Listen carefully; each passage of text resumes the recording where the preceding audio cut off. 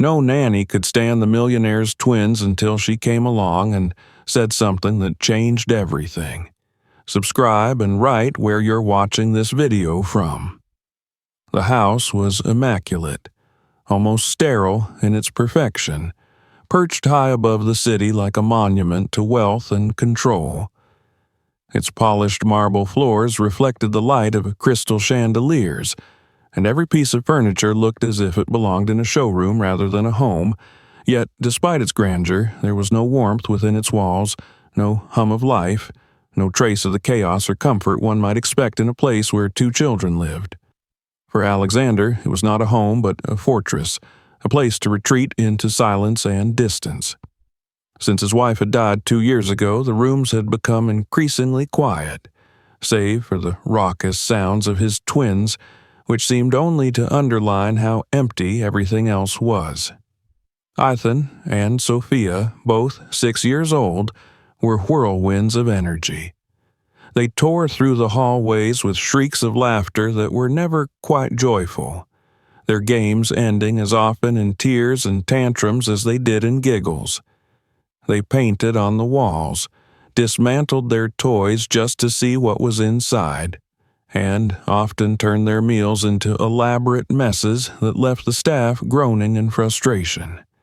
No nanny lasted more than a few days in their care.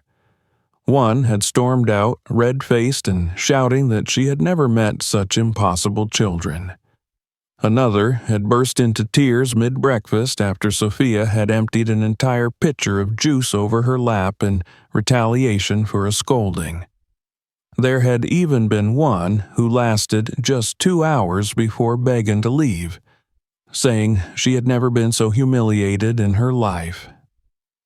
Alexander had watched all of it from a distance, detached, his expression carefully neutral each time he signed a severance check or dismissed another failed hire.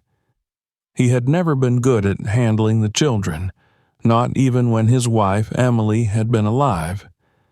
Back then, she had been the heart of their household, softening the sharp edges of his discipline, coaxing him to leave his work early to play with them, and somehow managing to find laughter in the middle of their most exhausting days. Without her, Alexander felt untethered. He buried himself in his business instead, telling himself that he was doing it for them, that the endless meetings and late nights would secure their future. But deep down, he knew the truth. It was easier to drown himself in spreadsheets and phone calls than to face the ache of her absence or the chaos of raising their children alone. The twins had been different since the funeral. Ethan, once quiet and shy, became loud and defiant, challenging anyone who tried to tell him no. Sophia, who had always followed her brother's lead, became even more daring, copying his every reckless move as if to prove she was just as strong as him.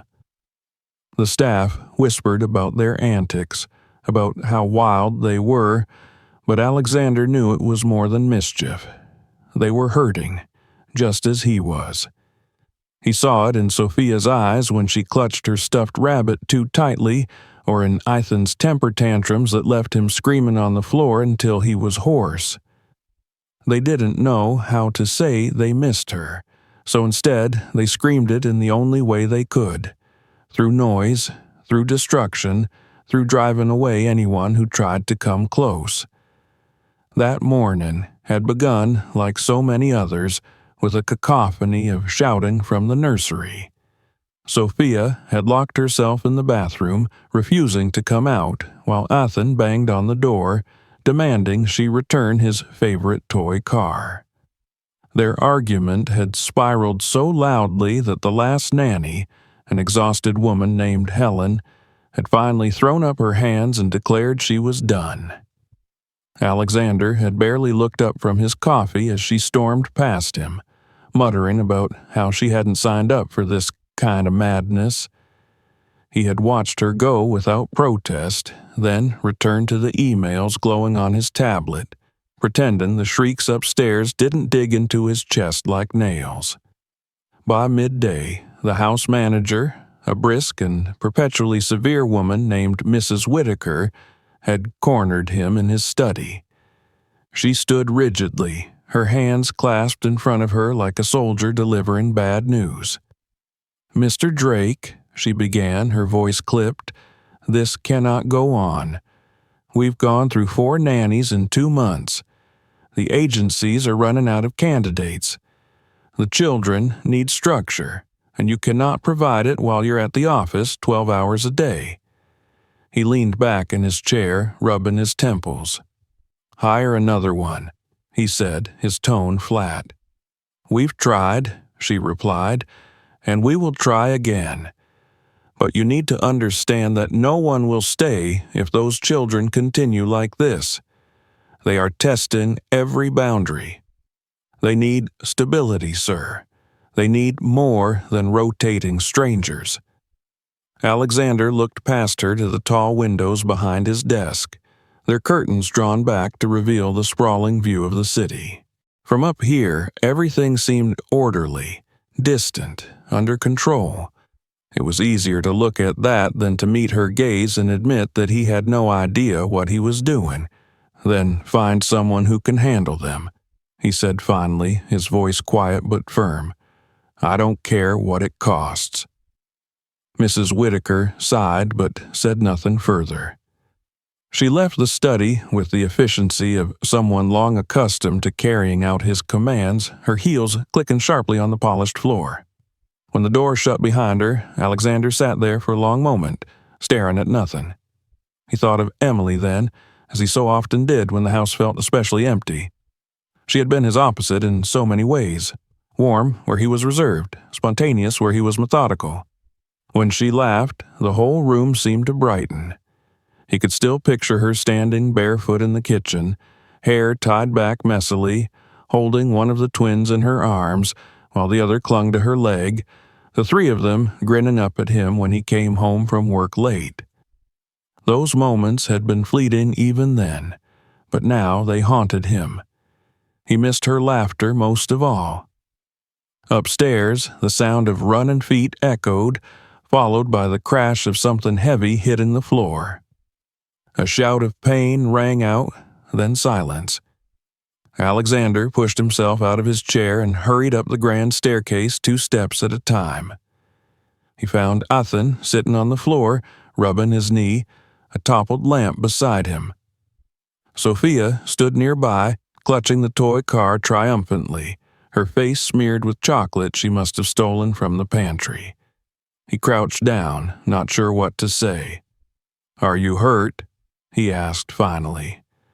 Ethan shrugged, eyes watering but stubbornly refusing to cry. Sophia's grin faltered under his gaze, and she shifted her weight from foot to foot, clearly expecting to be scolded. But Alexander didn't yell. He simply stood, picked up the broken lamp, and set it aside. He didn't even know how to begin disciplining them. Instead, he told them to wash up for lunch and retreated back downstairs, feeling both guilty and powerless. That night, after the twins were finally asleep, though he had no idea how much longer they'd stay that way, Alexander sat alone in his study with a glass of whiskey. The house was quiet again, almost eerily so, the only sound the faint hum of the central air. He stared at the framed photo on his desk, Emily holding the twins when they were toddlers, her smile radiant, his arm draped awkwardly around her shoulders. He ran a thumb over the glass and wondered if he'd ever hear that kind of laughter in this house again. He didn't notice when Mrs. Whitaker returned to the doorway, holding a stack of folders from the agency. "I'll arrange interviews in the morning," she said softly. Alexander nodded without looking up. "Fine," he murmured. When she left, he leaned back in his chair and closed his eyes, the photo still in his hand. He had everything people envied: money, status, power, but none of it filled the void Emily had left behind. None of it could stop his children from spiraling, or the steady erosion of the home they'd built together. As the night deepened and the house fell into complete silence, Alexander promised himself that tomorrow would be different. He would find someone, anyone, who could bring order back to their lives. He didn't know it yet, but that promise would mark the beginning of everything that was about to change. Morning came with the usual storm of noise that had become routine in Alexander's household. The twins were already awake by dawn, their footsteps thundering across the second floor, punctuated by shrieks of laughter and the occasional crash of something hitting the ground. From his room, Alexander listened with the dull resignation of a man who had grown accustomed to chaos. He hadn't slept much, his mind restless after another evening spent staring at old photographs and wondering how long they could continue this way. Today, however, was different. Today, Mrs. Whitaker had arranged interviews with several new candidates from the agency. Alexander had agreed to be present for at least the first few, though he doubted any of them would last. Downstairs, the dining room table had been set meticulously for breakfast, but the order did nothing to calm the disorder upstairs. As Alexander sipped his coffee, the distant sound of Sophia screaming about her missing doll echoed through the hall, followed by Ethan's triumphant laugh. Mrs. Whitaker appeared shortly after, holding a clipboard and wearing the same pinched expression she always had on days like this. "The first interview is in 20 minutes, she announced. Her voice was brisk, businesslike, as though they were preparing for a corporate meeting rather than another doomed attempt to hire someone who could survive under their roof. Alexander simply nodded. "Fine. Let's get it over with." By the time the first candidate arrived, a middle-aged woman named Mrs. Palmer, the twins had already staged their first rebellion of the morning. They burst into the foyer mid-introduction, each covered in streaks of washable paint, shouting accusations at each other about who had ruined whose picture. Mrs. Palmer flinched at the sight and instinctively stepped back, clutching her handbag like a shield. Within 5 minutes, she muttered a hasty excuse about another appointment and left, her shoes clicking rapidly down the marble steps as though she couldn't escape fast enough. The next two candidates fared no better. One tried to assert authority, raising her voice at the children, only for Sophia to retaliate by knocking over a vase. The other attempted to ignore their antics, speaking instead to Alexander about her years of experience, until Ethan stealthily unzipped her handbag and released a small toy mouse inside. Her scream echoed through the halls and she bolted, declaring the situation untenable. By late morning, Alexander was tired of the entire charade. He sat in his study between interviews, staring blankly at the open files on his desk, half listening to the muffled laughter of the twins down the hall. It was only Mrs. Whitaker's unyielding insistence that kept him from calling the whole thing off. "Sir," she said firmly as she entered, "we have one more candidate. She's from a different agency, recommended off the record. I was hesitant at first, but we are running out of options. She'll be here in 10 minutes. Alexander looked up from his desk, his expression skeptical. "Another one? You think this will be any different?" Her gaze didn't waver. "We won't know unless we try." The knock came precisely on time. Mrs. Whitaker answered the door, ushering in a woman who stood with quiet composure amidst the chaos of the entry hall. Monica was in her early 30s, dressed simply in a cream blouse and dark slacks, her dark skin luminous against the soft morning light streaming through the windows. There was something unhurried about her movements, as though she were untouched by the disorder that had sent so many others running. She smiled warmly, but didn't rush forward, her eyes taking in the surroundings, the polished floors, and the faintly disheveled toys abandoned in corners. Alexander descended the staircase slowly, observing her. His first impression was that she was entirely ordinary. No airs, no stiff professionalism. Yet, when she looked at him, there was an unmistakable steadiness in her gaze that held his attention longer than he expected. "Mr. Drake," Mrs. Whitaker began, "this is Monica Harris.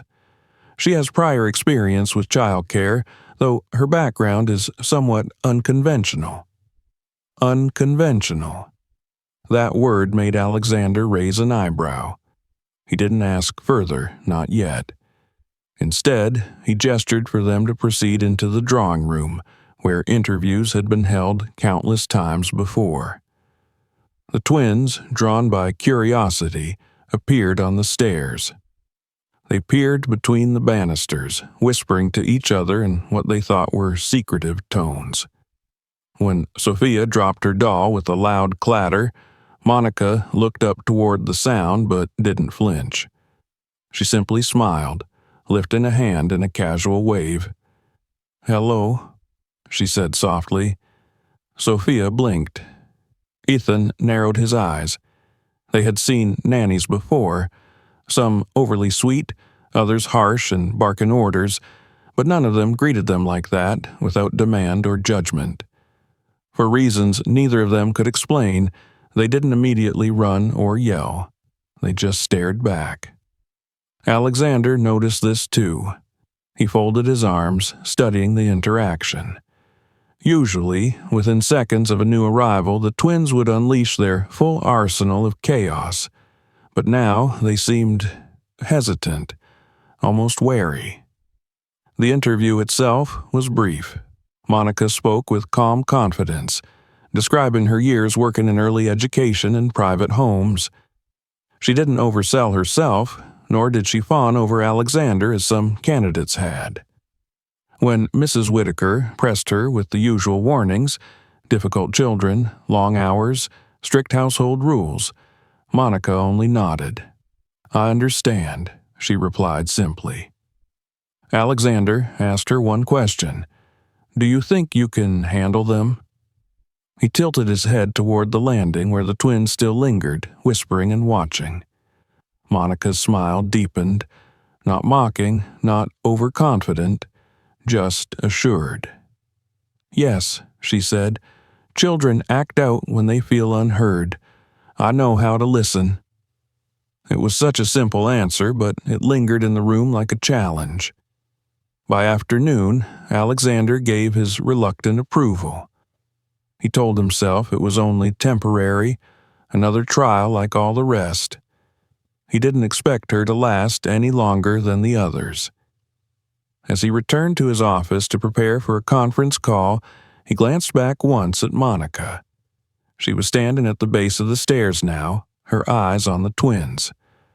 "Are you ready to show me around?" she asked them lightly. Sophia, to his surprise, nodded. By evening, there was a small but noticeable shift in the air. Monica unpacked her single, modest bag in the guest suite that would serve as her quarters, humming softly as she arranged her few belongings. The twins hovered near her door, as if waiting to see if she would shoo them away like every other nanny had. Instead, she simply left it open, inviting them in wordlessly while she organized their crayons into neat rows on the desk. Later, as Alexander passed by the hallway, he paused at the sound of laughter. Genuine laughter, not the frantic or defiant kind he'd grown used to. He peeked in without announcing himself. Monica was sitting cross-legged on the floor with both children, who were busy stacking blocks into an unsteady tower, cheering every time it wobbled dangerously but stayed upright.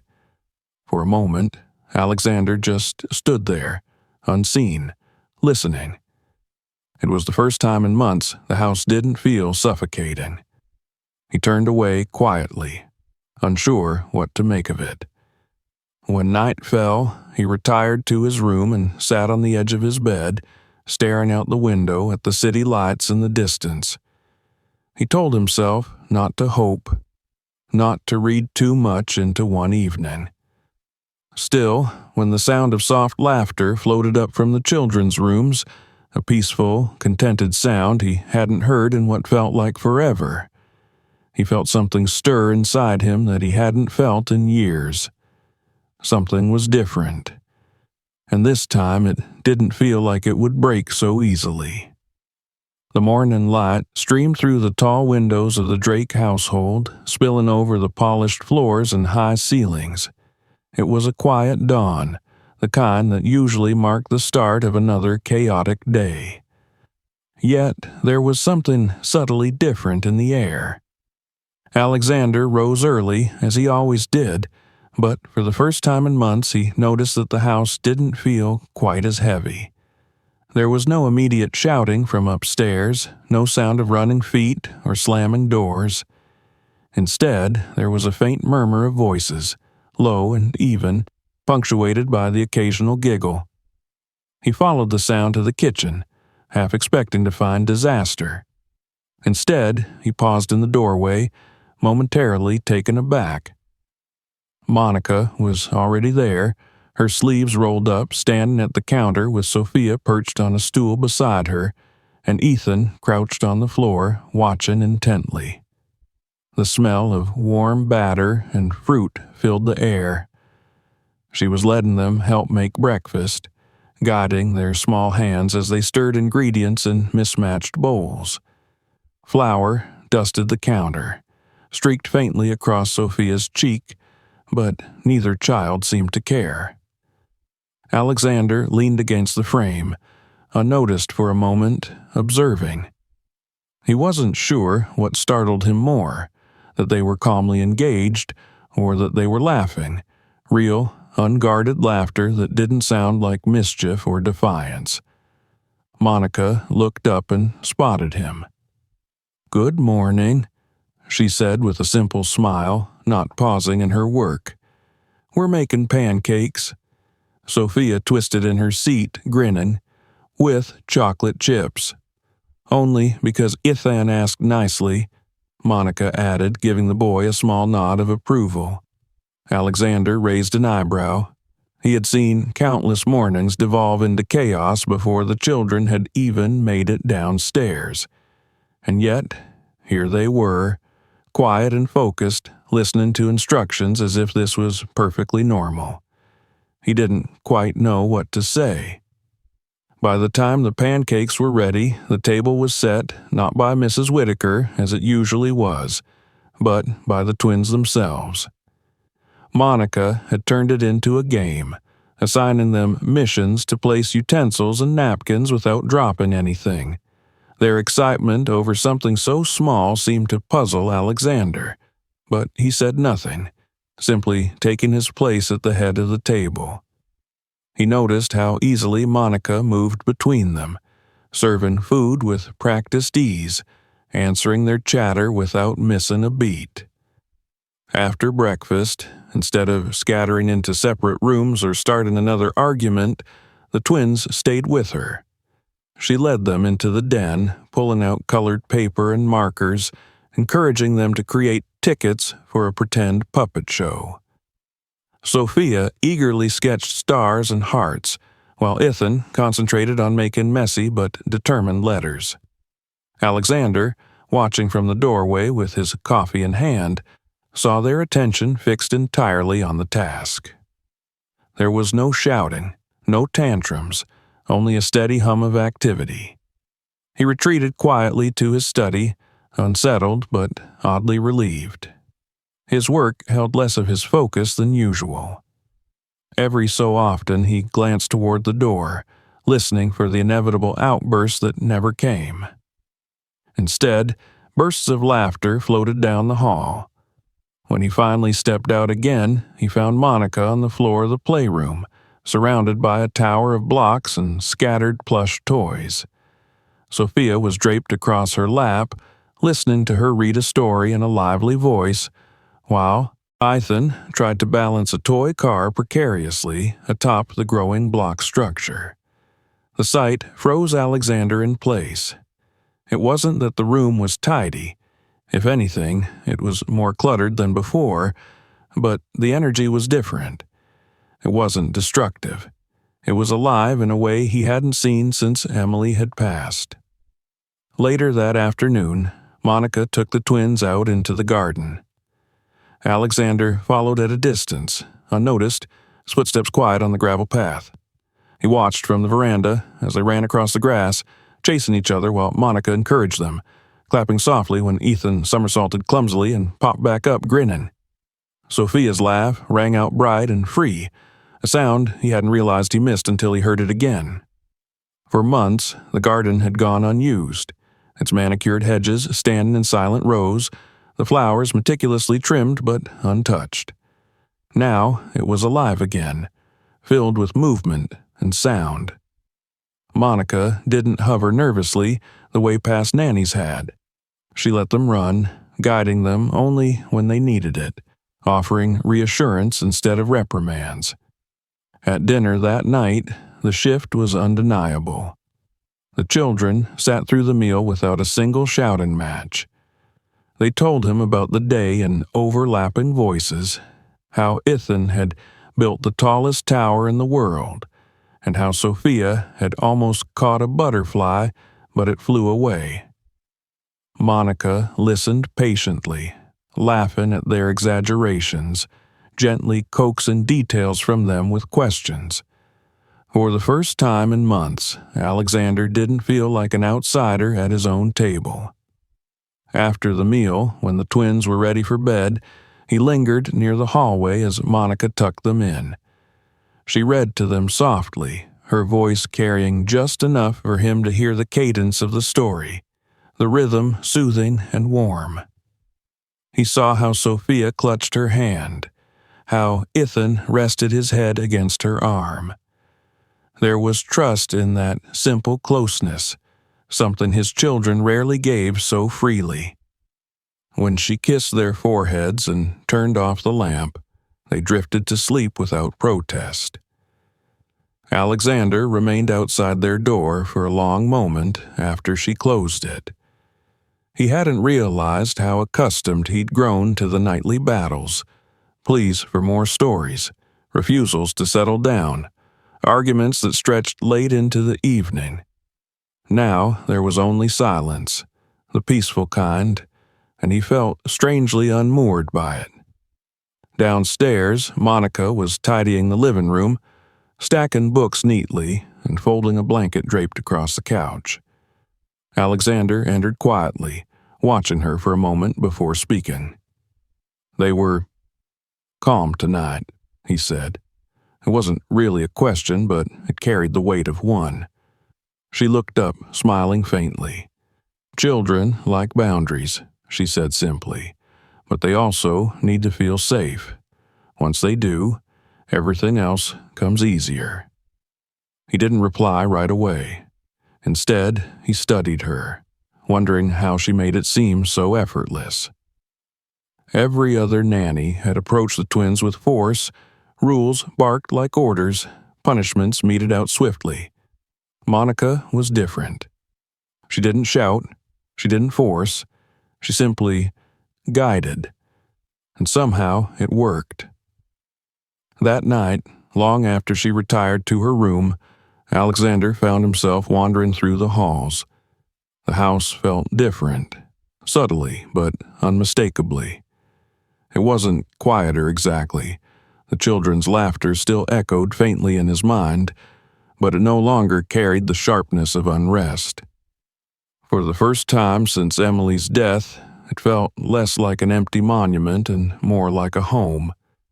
As he passed by the twins' bedroom door, he paused, listening to their steady breathing inside. He rested his hand on the frame, an unfamiliar warmth creeping into his chest. Something had shifted today. Something small but profound. He didn't understand it fully yet, but he knew one thing. Monica was unlike anyone who had come before.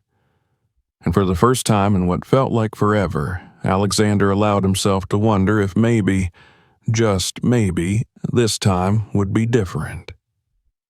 The following week unfolded in a way Alexander could scarcely have imagined just days before. It began subtly, with moments he almost overlooked, small, ordinary things that felt extraordinary only because of how long it had been since they had existed in his home.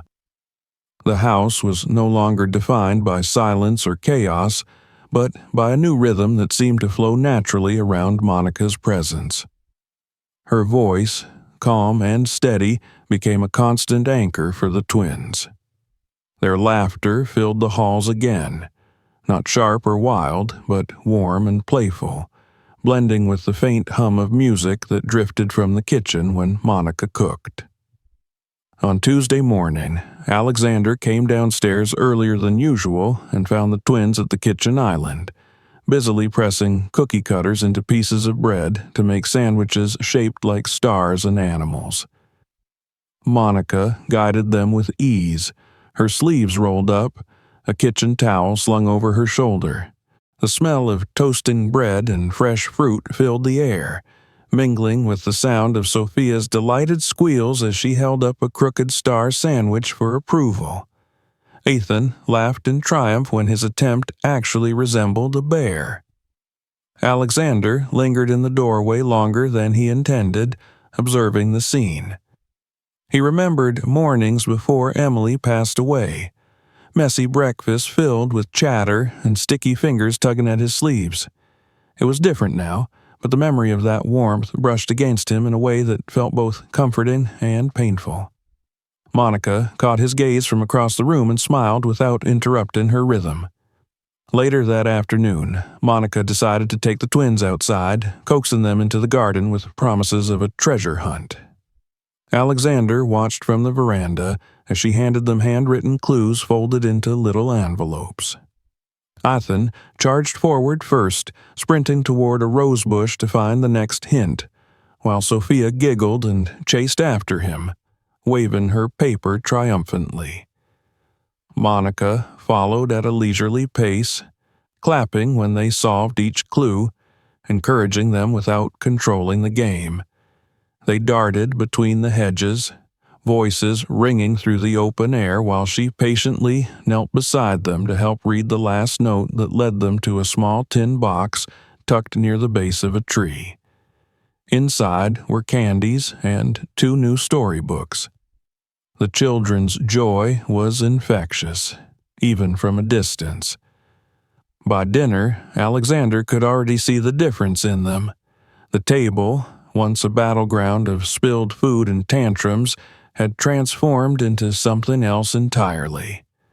The twins spoke animatedly about their treasure hunt, interrupting each other in their eagerness to share details, while Monica listened and nodded, gently steering their conversation back to turn-taking when it spiraled too wildly.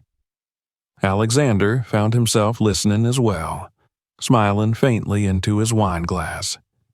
Over the next few days, Monica's influence became even more apparent. She introduced quiet reading hours in the evenings, where she and the twins would sit curled up on the couch, each holding a book. Sophia gravitated toward illustrated fairy tales, while Ethan chose books about dinosaurs and explorers. It amazed Alexander to see them sit still for more than 10 minutes at a time. When he came home from work one night, he found the 3 of them sprawled across the living room rug, sketching their favorite scenes from the stories. Sophia held up a drawing of a castle with crooked towers, while Ethan proudly displayed his attempt at a T-Rex that looked more like a lopsided dog. Monica praised them both equally, her approval steady and genuine. "What matters is that you tried," she told them softly, and their faces lit up as though her words were worth more than any prize. Alexander lingered in the doorway, unseen, his briefcase still in hand. Something tugged at him as he watched them, a feeling he hadn't allowed himself to indulge in years. He remembered Emily's voice in those same halls, remembered her laughter as she crouched to their level, encouraging every clumsy scribble and silly story. It was the way Monica carried herself, without forcing joy but inviting it, that reminded him of those days. By Saturday, the change in the house was undeniable. Even Mrs. Whitaker, who had been skeptical of Monica from the start, admitted there was a noticeable difference. The staff, who had once tiptoed around the twins' unpredictable moods, now moved through the house with more ease. The walls that had once felt like they were closing in seemed somehow larger, filled with movement and sound again. That afternoon, Monica suggested baking cookies. She spread ingredients across the counters and let the twins pour the sugar, crack eggs with clumsy determination, and stir the mixture until flour coated their clothes and hair. Alexander wandered in halfway through the process, drawn by the laughter and the scent of vanilla. He leaned against the counter, watching as Sophia dipped a finger into the batter when she thought Monica wasn't looking, only to squeal when she was gently caught and tickled into confession. When the cookies finally emerged golden and warm from the oven, Monica handed them each a piece of paper and asked them to draw what the taste felt like. Alexander blinked at the odd request but said nothing, curious. Sophia drew a rainbow with stars, while Ethan sketched something that looked vaguely like fireworks. Monica clapped her hands and pinned their drawings on the refrigerator door as if they were masterpieces. It was later that evening, after the twins had gone to bed, that Alexander found himself lingering in the kitchen with her. She was wiping the counters, humming softly to herself. He poured himself a cup of coffee and hesitated before speaking. "You seem to have a talent for this," he said finally. Monica glanced at him, her expression calm but warm. "Children respond to being heard," she replied simply. "Most of the time they're not trying to be difficult. They just want to know someone is paying attention." He studied her for a long moment, his fingers tightening slightly around his cup. There was a sincerity in her voice that was disarming. She wasn't lecturing him, wasn't implying judgment, just stating what she believed as if it were obvious. Their eyes met briefly, and he felt a strange jolt, something fleeting but undeniable. It had been a long time since he had looked at someone and wondered what their life had been like before stepping into his own.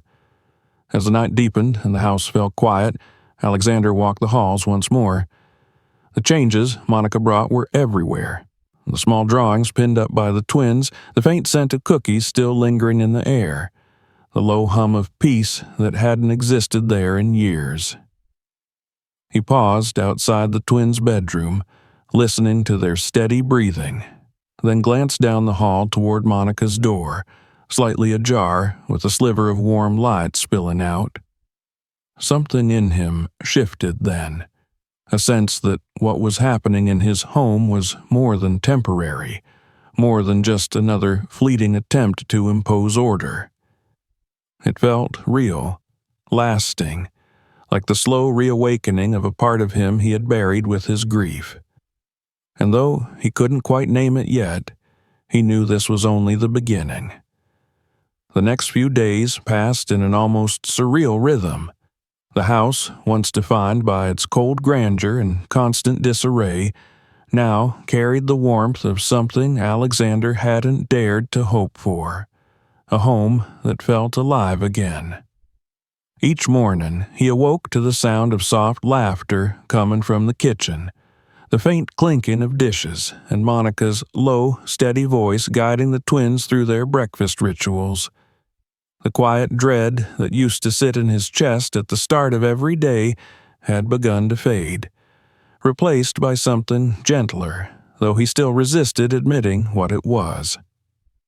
One evening, while the twins sprawled out on the living room rug with their art supplies scattered around them, Monica knelt between them, patiently helping Sophia outline a butterfly, while Ethan concentrated fiercely on drawing a rocket ship. Alexander stood at the doorway, unnoticed, taking in the sight. The room, illuminated by the golden glow of the lamps, was alive with color and laughter. There was a softness to Monica's posture, The way she leaned towards the children, her head tilted just enough to listen intently when they spoke. He found himself memorizing those little details. The way her braid rested over her shoulder, the calm steadiness in her movements, and the way the twins gravitated toward her as if she had always belonged there. Yet, that night, when the house grew quiet again and the twins were asleep, Alexander retreated to his study with a glass of whiskey. He settled behind his desk, glancing at the shelves lined with photo albums he hadn't touched in years. Something compelled him to reach for one, dust motes swirling in the air as he opened it. The pages revealed moments frozen in time. Emily smiling at a family picnic, the twins as toddlers clinging to her legs, birthday cakes, vacations, candid snapshots of laughter. His chest tightened as he flipped further, arriving at the last photographs taken before her illness consumed her completely. It was then that he saw it. In one picture, an image he barely remembered, Emily sat in a hospital bed, smiling weakly, holding the twins in her arms. Beside her stood a nurse, her face partly turned toward the camera. The image was grainy, and the lighting was poor, but there was something unmistakable about her profile, the curve of her jaw, the shape of her eyes. His heart lurched. It looked like Monica. He closed the album abruptly, the sound echoing in the quiet room. His rational mind told him it could be coincidence. People resembled each other all the time, and he had never been in that hospital enough to know every nurse or attendant. Yet the unease lingered, a question he couldn't shake no matter how he tried.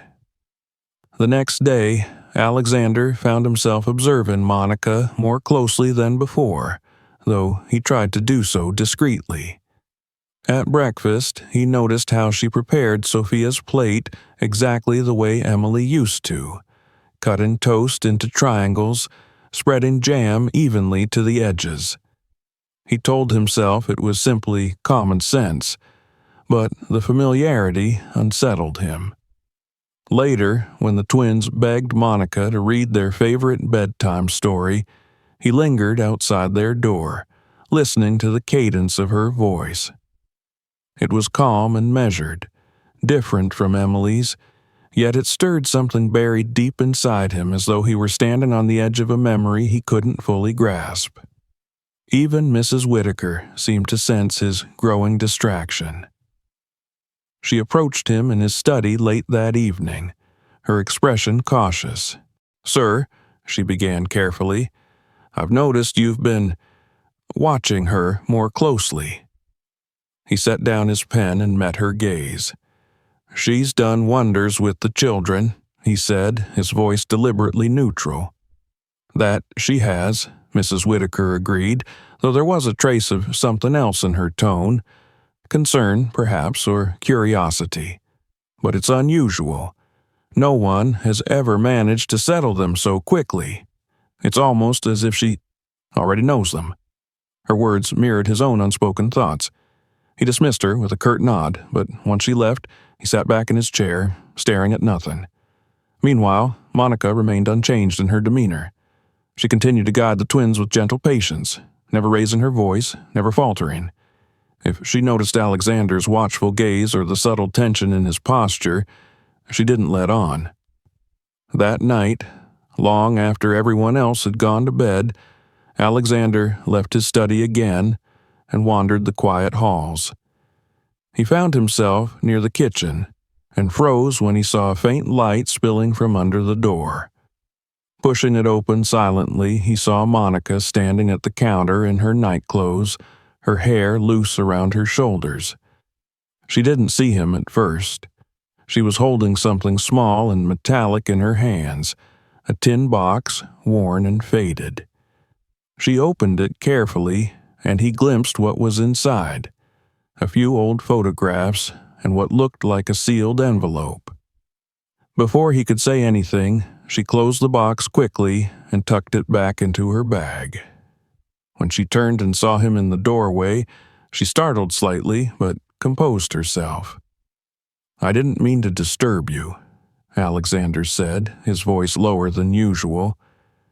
"It's fine," she replied gently, her face unreadable. "I couldn't sleep." There was a moment of silence between them.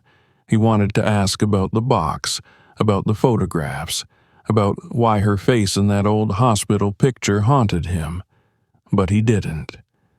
Instead, he nodded faintly and stepped back, allowing her to pass him with a polite good night.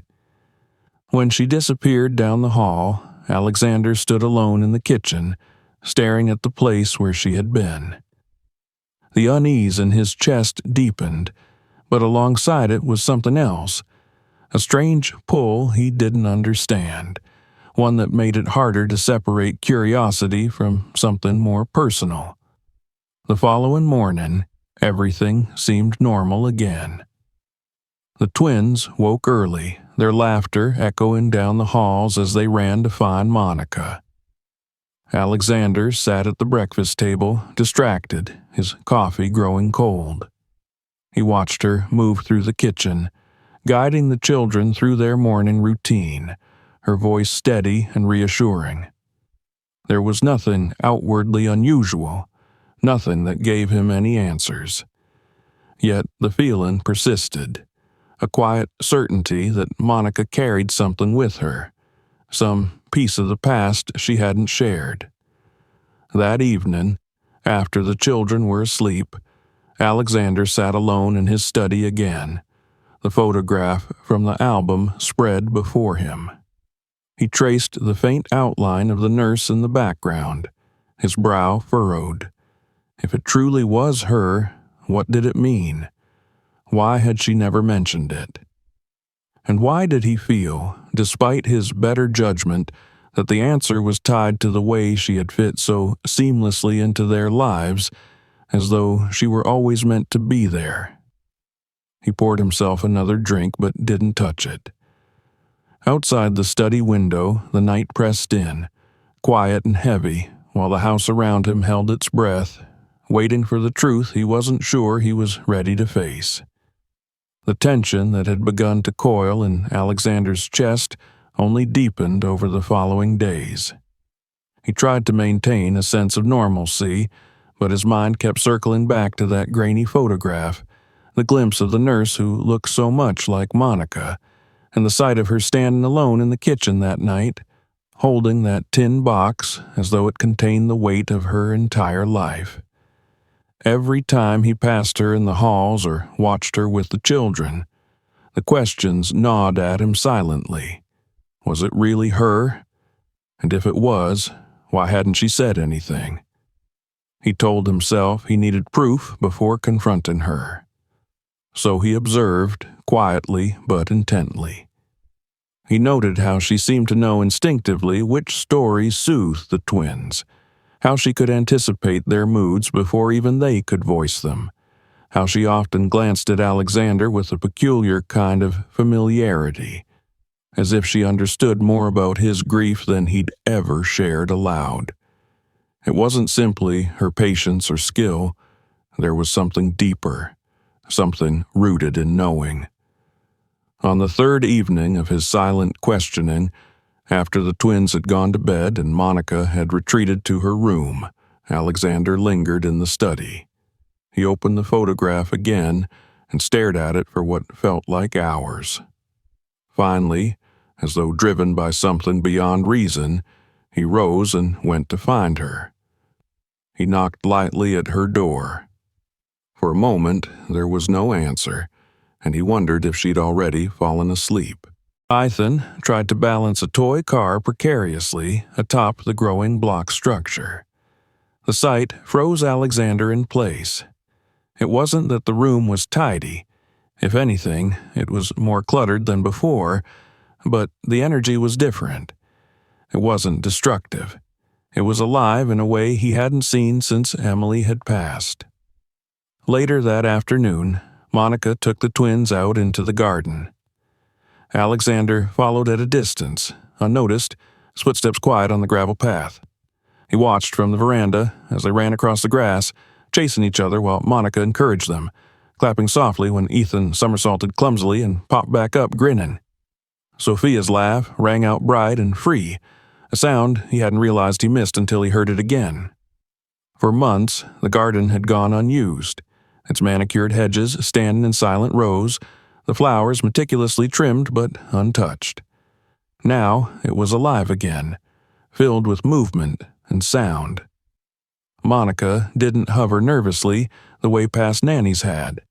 She let them run, guiding them only when they needed it, offering reassurance instead of reprimands. At dinner that night, the shift was undeniable. The children sat through the meal without a single shouting match. They told him about the day in overlapping voices, how Ethan had built the tallest tower in the world, and how Sophia had almost caught a butterfly, but it flew away. Monica listened patiently, laughing at their exaggerations, gently coaxing details from them with questions. For the first time in months, Alexander didn't feel like an outsider at his own table. After the meal, when the twins were ready for bed, he lingered near the hallway as Monica tucked them in. She read to them softly, her voice carrying just enough for him to hear the cadence of the story, the rhythm soothing and warm. He saw how Sophia clutched her hand, how Ethan rested his head against her arm. There was trust in that simple closeness, something his children rarely gave so freely. When she kissed their foreheads and turned off the lamp, they drifted to sleep without protest. Alexander remained outside their door for a long moment after she closed it. He hadn't realized how accustomed he'd grown to the nightly battles, pleas for more stories, refusals to settle down, arguments that stretched late into the evening.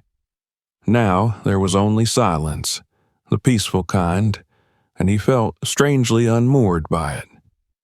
Downstairs, Monica was tidying the living room, stacking books neatly and folding a blanket draped across the couch. Alexander entered quietly, watching her for a moment before speaking. They were calm tonight, he said. It wasn't really a question, but it carried the weight of one. She looked up, smiling faintly. Children like boundaries, she said simply, but they also need to feel safe. Once they do, everything else comes easier. He didn't reply right away. Instead, he studied her, wondering how she made it seem so effortless. Every other nanny had approached the twins with force, rules barked like orders, punishments meted out swiftly. Monica was different. She didn't shout, she didn't force, she simply guided. And somehow it worked. That night, long after she retired to her room, Alexander found himself wandering through the halls.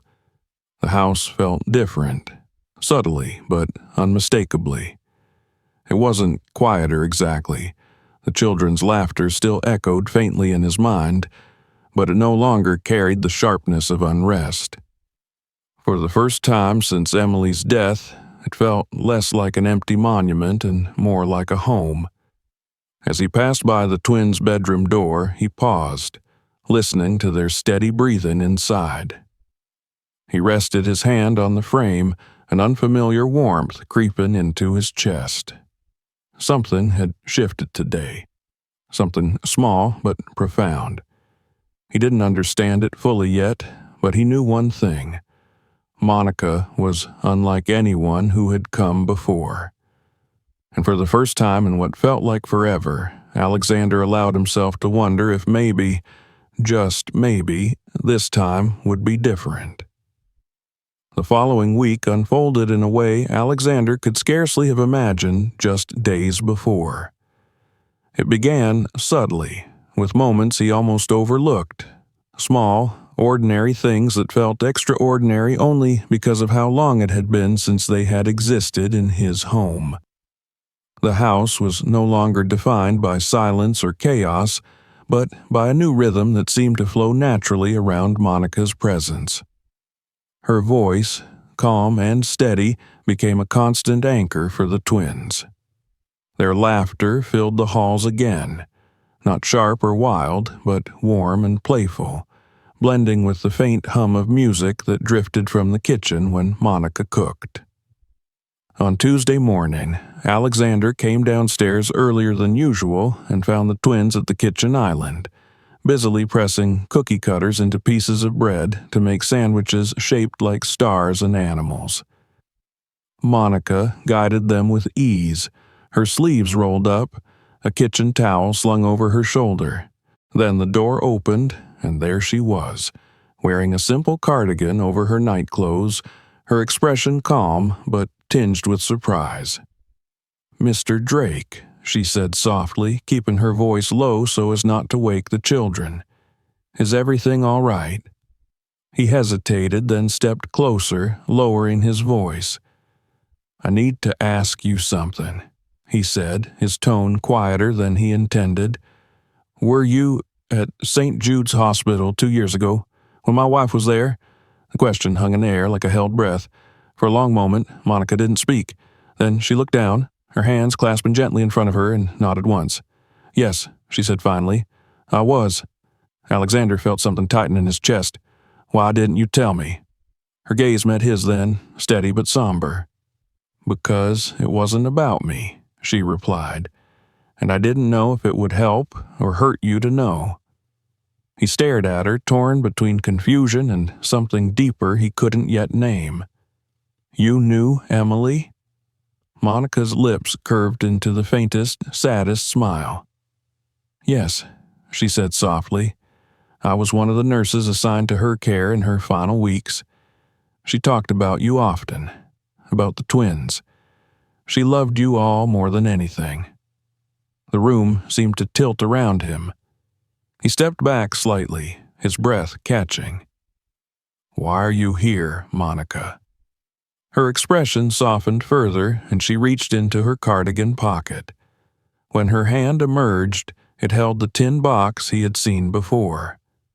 She opened it carefully and drew out a sealed envelope, yellowed slightly at the edges from time, but still intact.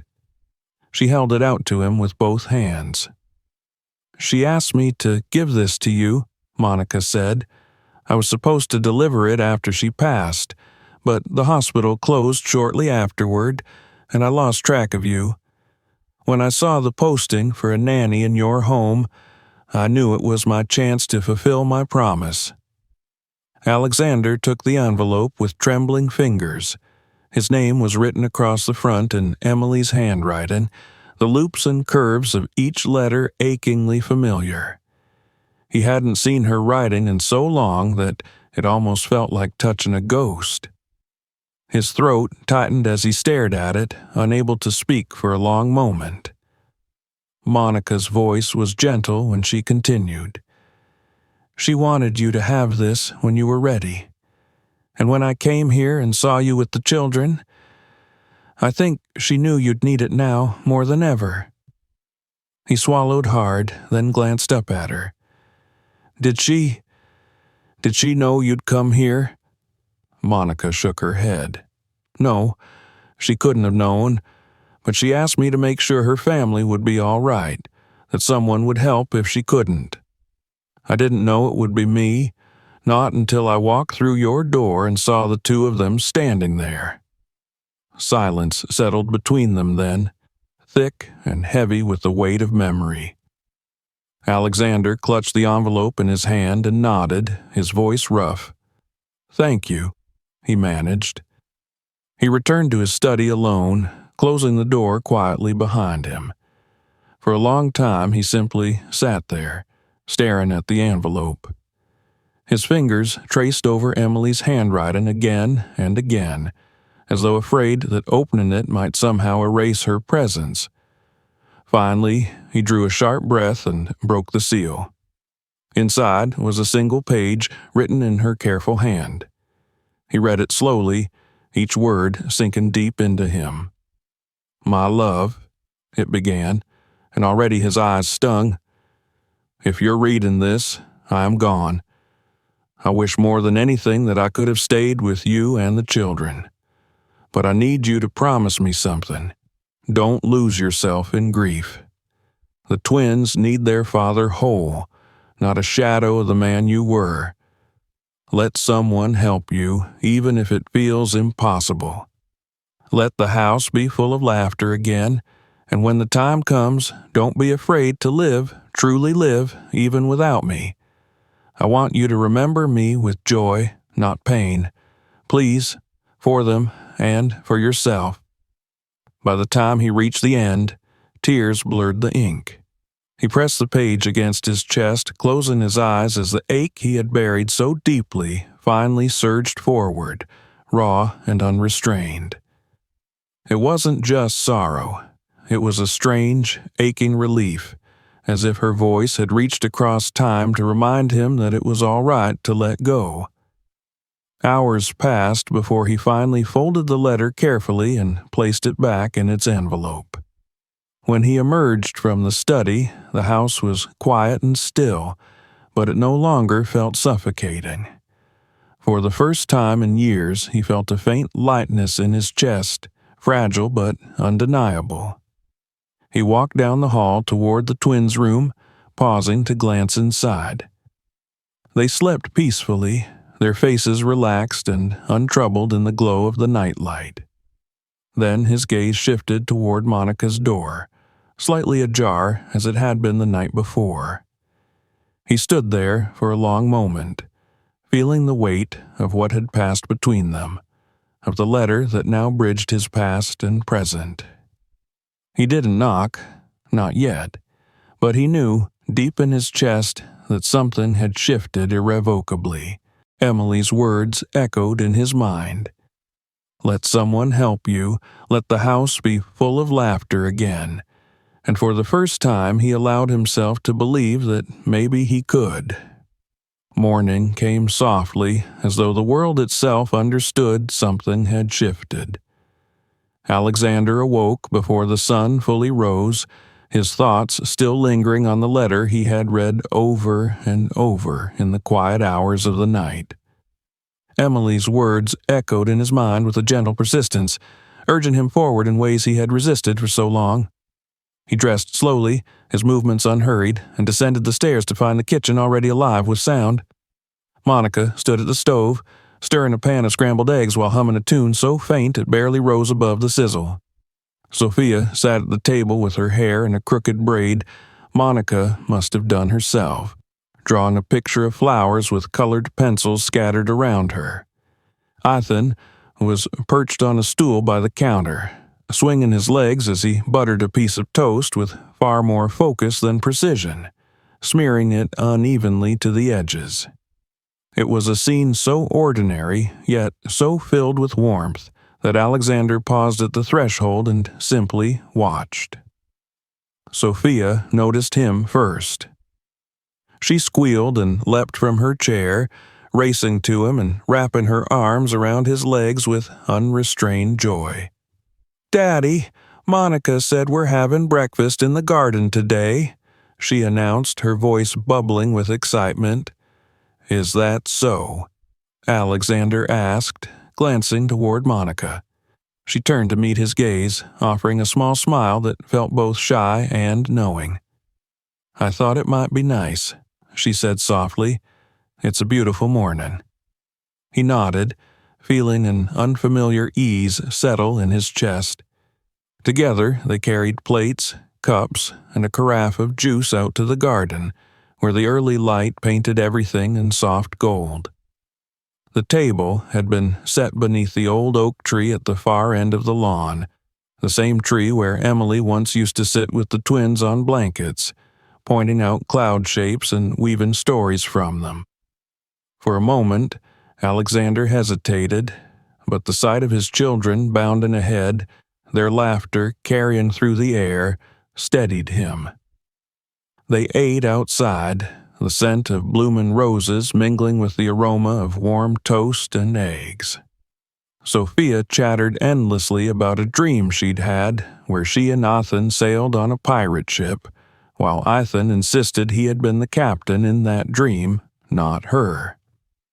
Monica laughed softly at their playful argument, her hand resting lightly on Sophia's shoulder as she helped her pour more juice without spilling. Alexander watched her from across the table, the sunlight glinting off her hair, and felt something settle deep inside him, a quiet certainty he hadn't expected to find again in this lifetime. After breakfast, Monica suggested they take a walk along the garden paths. The twins darted ahead, chasing butterflies, their voices echoing like music against the quiet expanse of greenery. Alexander and Monica followed at a slower pace, side by side. For a time, they didn't speak, content instead to listen to the children's laughter and the rustle of leaves overhead. When he finally glanced at her, she met his gaze steadily, as though she had been waiting for him to find the words he'd been holding back. "I read the letter," he said quietly. Her expression softened, understanding flickering instantly across her face. "I thought you might," she replied. He hesitated, looking out over the garden where Sophia was trying to teach Ethan how to twirl in the grass. "She asked me to let someone in," he continued, "to stop living like I was frozen in place." His voice caught slightly, but he steadied it. "I think she knew it would be you, even if she couldn't say it."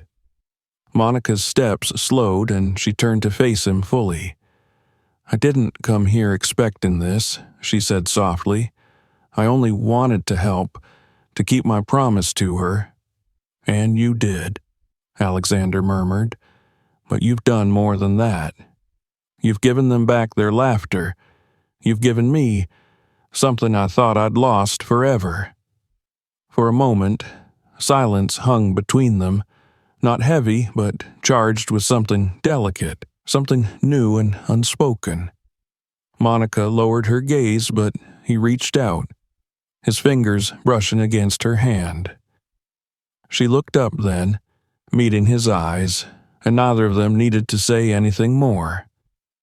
That afternoon, the house was alive in a way it hadn't been in years. The twins dragged blankets out to the garden and declared it their camp, insisting that Monica join them in building a fort between the trees. Alexander watched them from the veranda at first, his coffee cooling in his hand as he took in the sight of them laughing beneath the branches, their voices rising bright and clear. He set the cup aside and stepped down onto the grass, joining them as Sophia eagerly handed him one end of a blanket to tie. When they had finished, the four of them sat inside their makeshift fort, a mess of pillows and stuffed animals scattered around them, and for the first time in years, Alexander laughed freely. Deep, genuine laughter that surprised even himself.